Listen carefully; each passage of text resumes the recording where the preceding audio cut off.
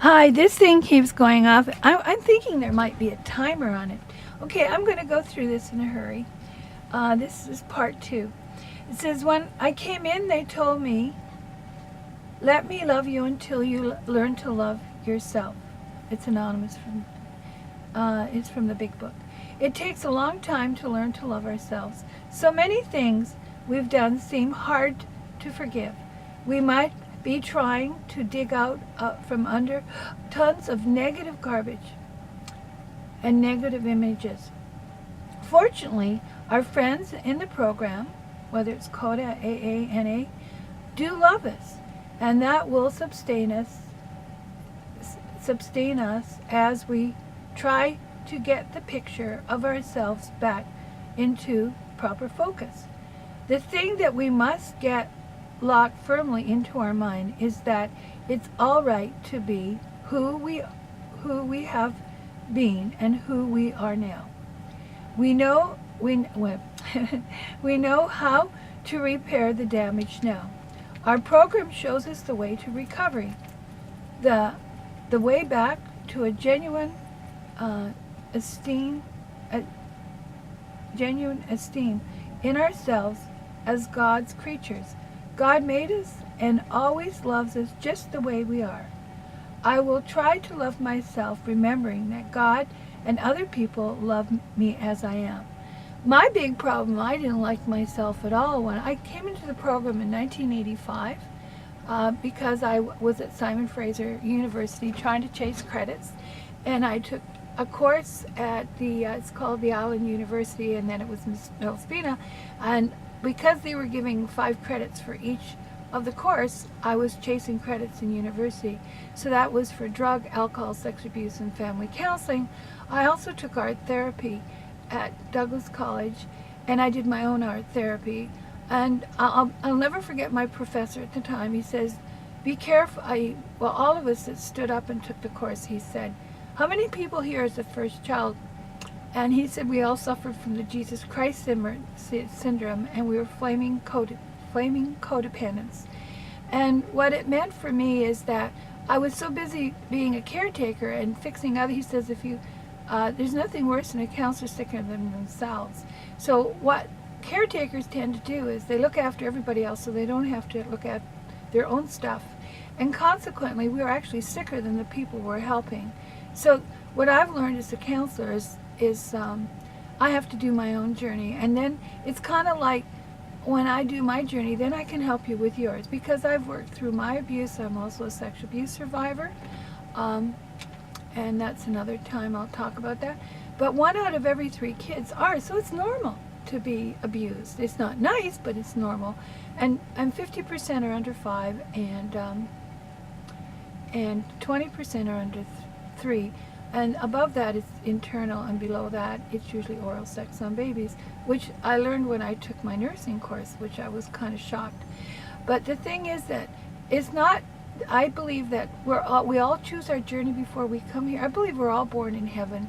I used to be a Jehovah's Witness and then a Mormon, and now I have my own belief system, which you will discover your own belief system. But I'm starting to believe that we all come from heaven, because I've been to heaven twice, and we came here to do our spiritual journey to see if we are true to our higher power as we understand it.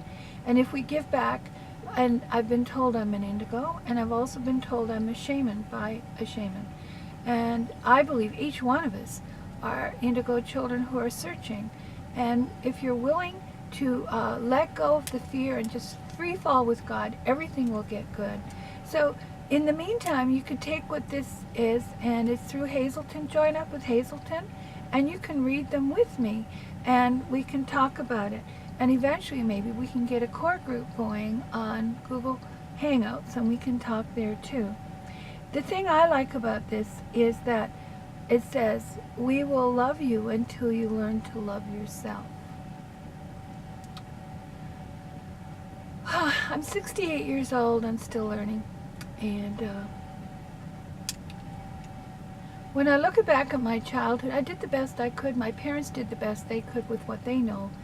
It's really sad that we're caught up in a world that is, it's some people think are falling apart, but actually we're living in the greatest time in history because people are actually talking about these things. Generations went by and it was all buried under the table. Even Freud, which I did a paper on Freud, he stole all those ideas from the native people in Canada. I thought that was interesting. But even Freud, when he found out that a lot of his clients ended up as predators, that's when that false memory syndrome. And the problem with our society, we tend to re-victimize people who've been victimized and say it's not true. So if you've been abused or if you feel that you have a need to talk to somebody, you can always talk to me. In the meantime, if you know anybody who's a mechanic out there, I'm stuck in Cape Breton, and down here they only help their own. And I've been trying to get a mechanic now since I moved here, because they won't fix a truck that's over 5,000 pounds. I have a U-Haul truck, and and it's gas. But down here, because it's a small population, they only help each other, and they don't like outsiders, and I'm from away. So I like the way the police said to me, if you're from away, they'll chase you away. Well, it's happened to me. The only thing is that I've already paid for 2 flights of guys to move out here to help fix the trucks, and they only wanted a free holiday, and they didn't know what they were doing. So that's kind of sad. I wish I could get my brother, but he's not well, and he's looking after my 90-year-old mother who's got dementia. So in the meantime, I'm going to talk to you tomorrow, and go to my blogs. If you go on this channel, you'll see that, and I'm looking for a sweetheart who's like me. My dream is to live in the heat in the winter time, and live in the cold, live in the heat in the winter time, and live in BC in the summer, or Alberta. And being a Canadian, I'll lose my pension and stuff if I stay longer than 180 days. I feel like Cinderella at the time of 12.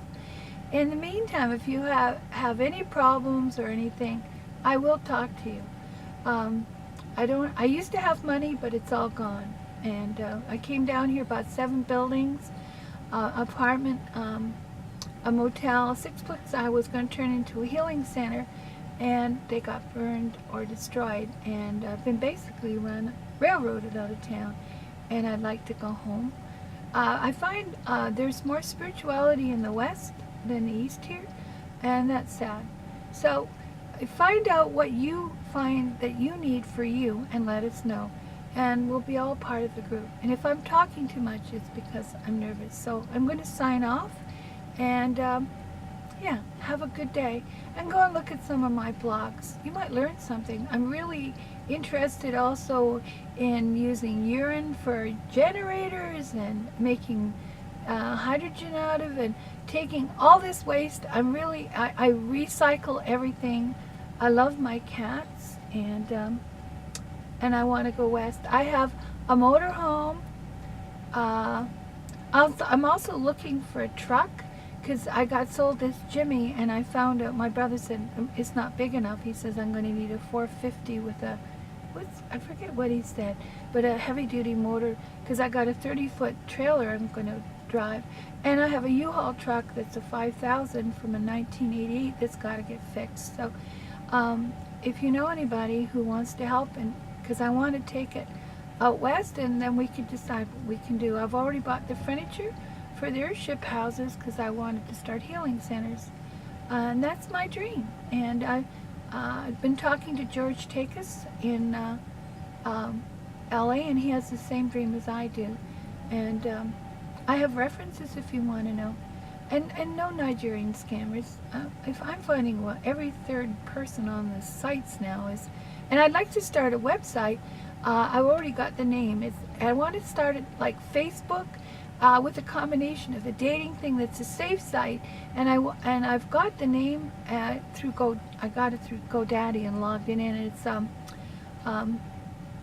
it's free safe mates, where you can, and we'll pre-screen them, and then if anybody needs any counseling because somebody was hurt, we can do that too as part of the program, and it will support our 12-step church for teens.